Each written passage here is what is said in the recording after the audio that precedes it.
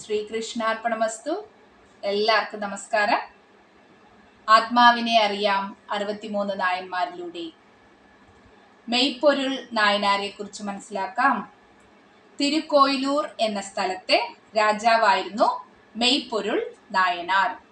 രാജാവാണെന്ന അഹങ്കാരം ഒട്ടും തന്നെ ഇല്ലാതെ ശിവഭഗവാന്റെ സേവകനായി നായനാർ രാജ്യം ഭരിച്ചു. എല്ലാ പ്രജകളെയും താൻ ആരാധിക്കുന്ന ശിവനായി കണ്ടു. അതുകൊണ്ട് തന്നെ രാജ്യം സമ്പൽ സമൃദ്ധിയിൽ നിറഞ്ഞു നിന്നു. ജനങ്ങൾക്കെല്ലാം അവരുടെ വിഷമങ്ങൾ പറയാൻ തികഞ്ഞ സ്വാതന്ത്ര്യം കൊടുത്തിരുന്നു. അത് ഉടനടി പരിഹരിക്കുന്നതിലും മികവ് കാണിച്ചു. നല്ല പോരാളി കൂടിയായിരുന്നു നായനാർ. അതുകൊണ്ട് തന്നെ അദ്ദേഹത്തിനെ എതിരിടാൻ അയൽ രാജാക്കന്മാർക്ക് ഭയമായിരുന്നു. പക്ഷേ മുത്തനാഥൻ എന്നു പേരുള്ള അയൽ രാജാവുണ്ടായിരുന്നു.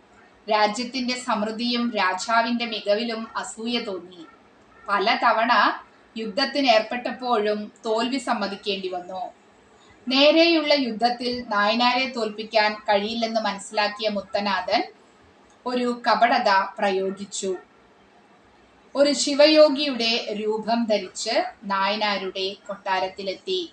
അതും രാത്രി നേരത്ത്.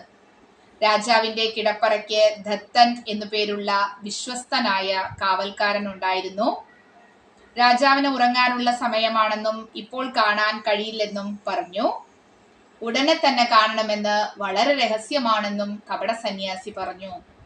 രാജാവിന്റെ സമ്മതത്തോടെ അകത്തേക്ക് പ്രവേശിച്ചു. ഒരു വലിയ ശാസ്ത്രം പറഞ്ഞു കൊടുക്കാനുണ്ടെന്നും അത് അതീവ രഹസ്യമാണെന്നും പറഞ്ഞ് രാജ്ഞിയെയും അവിടുന്ന് അകറ്റി.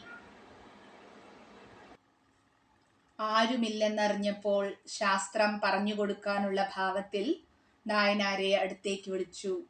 കയ്യിൽ ഒളിപ്പിച്ചു വെച്ച കഠാര കൊണ്ട് കുത്തി. ശബ്ദം കേട്ട് ദത്തൻ ഓടി വന്നെങ്കിലും നായനാർ തടഞ്ഞു. അരുത്, മുന്നിൽ നിൽക്കുന്നത് ശിവയോഗിയാണ്, ഒന്നും ചെയ്യരുത്.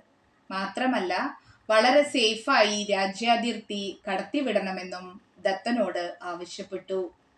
പക്ഷെ തങ്ങളുടെ എല്ലാമെല്ലാമായ രാജാവിനെ വകവരുത്തിയവനോട് ജനങ്ങൾക്ക് പൊറുക്കാൻ കഴിഞ്ഞില്ല. പക്ഷേ ദത്തൻ എല്ലാവരോടും അതിശക്തമായി നിഷ്കർഷിച്ചു. രാജാവിന്റെ ഉത്തരവ് അനുസരിക്കാൻ നാം ബാധ്യസ്ഥരാണ്. ഇതെല്ലാം കണ്ടുനിന്ന മുത്തനാഥൻ തല കുനിച്ചുകൊണ്ട് നടന്നു. ദത്തൻ അയാളെ അതിർത്തി കടത്തിവിട്ടു. തിരിച്ചു വന്ന് രാജാവിനെ കണ്ട് വിവരം പറഞ്ഞപ്പോൾ നായനാർക്ക് സന്തോഷമായി. ജനങ്ങളെയെല്ലാം വിളിച്ചുകൂട്ടി ആരും തെറ്റു ചെയ്യരുതെന്നും ശിവഭഗവാന്റെ കാലടികൾ പിന്തുടരണമെന്നും പറഞ്ഞുകൊണ്ട് നായനാർ അവസാന ശ്വാസം വലിച്ചു. രാജാവിന്റെ മുന്നിൽ ശിവഭഗവാൻ പ്രത്യക്ഷനാവുകയും കപടതയാണെന്നറിഞ്ഞും ശിവയോഗിയുടെ ഒരു വേഷത്തിനോട് പോലും ഇത്രയും മതിപ്പ് തോന്നിയതിൽ സംതൃപ്തനായ ഭഗവാൻ നായനാരെ കൈലാസത്തിലേക്ക് കൊണ്ടുപോയി. മെയ്പൊരുൾ എന്ന വാക്കിന്റെ അർത്ഥം എന്താണ്? ദൈവം ഏക യാഥാർത്ഥ്യമായിരുന്നവൻ. ഇതിൽ നിന്നും നാം മനസ്സിലാക്കേണ്ടത് എന്താണ്? എത്ര ശത്രുതയുള്ള ഒരാളിലും നമ്മുടെ ഇഷ്ടദൈവത്തെ കാണാൻ കഴിഞ്ഞാൽ നമുക്കും അനായാസമായി പരമപദം പ്രാപിക്കാം.